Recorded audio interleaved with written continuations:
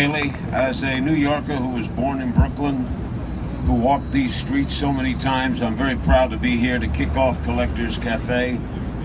I was at Jackie Robinson's first game.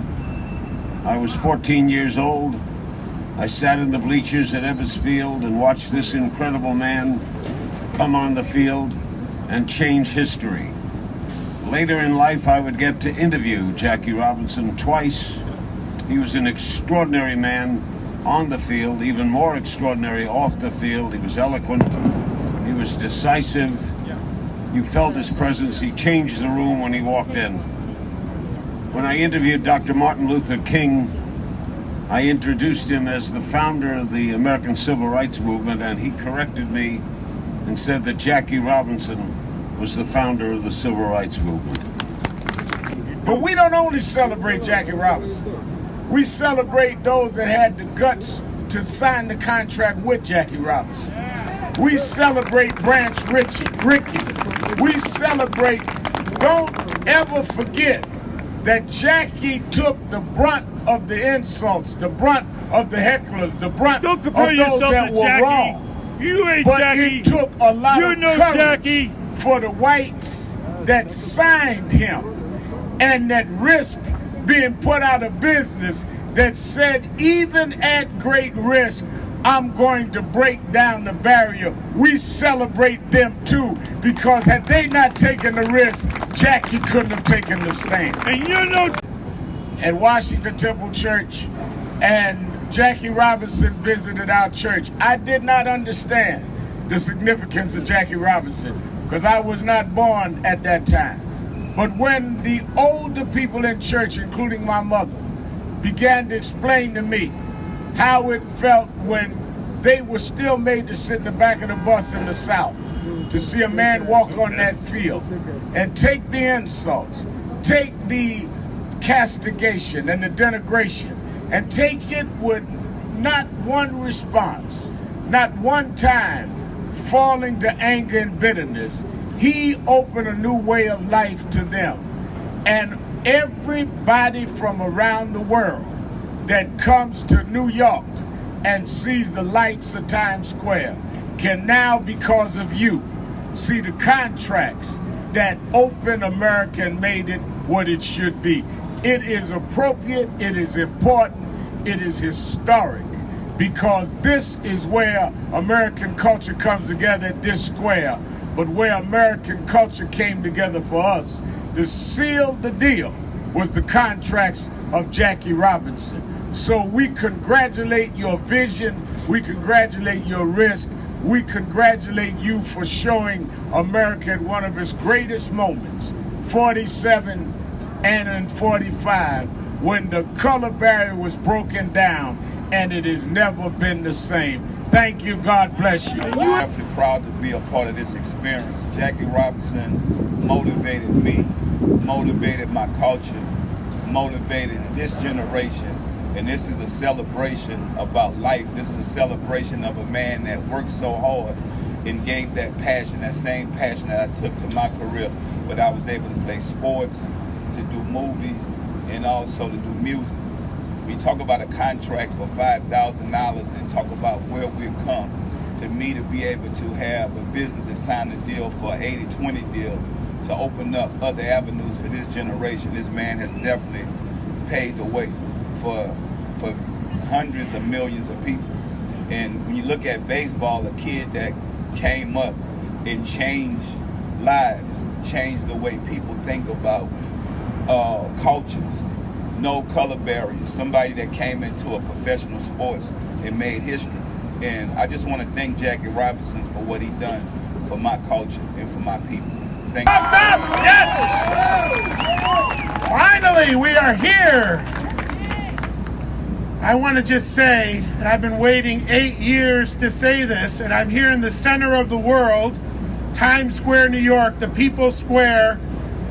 And finally, after 8 years, I am proud to say, today, April 11th, 2016, the collectibles revolution begins! York has long been a champion of equality, inclusion, and opportunity for all. And our city's rich history is filled with the incredible stories of people who work tirelessly to advance social justice and human rights. Jackie Robinson courageously broke Major League Baseball's racial barriers, becoming a trailblazing civil rights activist who opened doors for countless people around the world. His legacy continues to inspire us, and we are proud to join in celebrating the milestone document that he signed, making him a Brooklyn Dodger and also a hero that dedicated his life to taking on the status quo. On April 11th, 1947, Jackie Robinson signed a contract to become the first African American to ever compete in Major League Baseball, playing his first game at Ebbets Field on April 15th, 1947, and forever changing America's pastime. Despite facing prejudice, harassment, threats from fans, and the objections of some teammates, Robinson wore the number 42 with pride and courage, helping the Dodgers win the National League pennant that year and going on to be selected as the league's inaugural Rookie of the Year. His decade-long career with the Dodgers has gone down in baseball history, also ushering a new era in the fight for civil rights and social change. Jackie Robinson shattered long-standing barriers and helped pave the way for the start of the civil rights movement.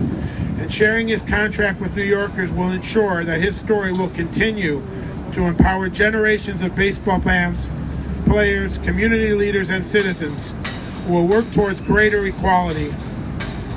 We must recommit ourselves to these ideals that are most vital and pivotal to our goal to create a fairer and more just and more progressive city with opportunities for all residents. As we seek to build a future where everyone can rise together, I am proud to join today in celebrating Jackie Robinson and his enduring legacy. Now, therefore, I, Bill de Blasio, Mayor of the City of New York, do hereby proclaim April 11th to April 15th, 2016 in the City of New York as Jackie Robinson Week. Blue Bloods, I played my character. He was a fireman. And in Gotham, my character, he was a cop. And when I got to the dressing room, I put on my uniform, I looked in the mirror, and for a second, I felt just this ounce of pride. And from that day forth, I've always imagined that pride I felt must be the pride that New York's finest and New York's bravest must experience every day as they go out here and protect and serve this great community. I'll do an imitation of, we can all come together and it'll all be a wonderful day for Jackie. You know who that is. And then right, sure.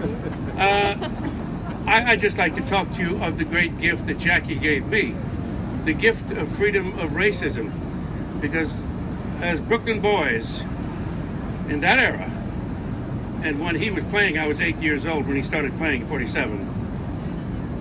I'll be 77 in a couple of days.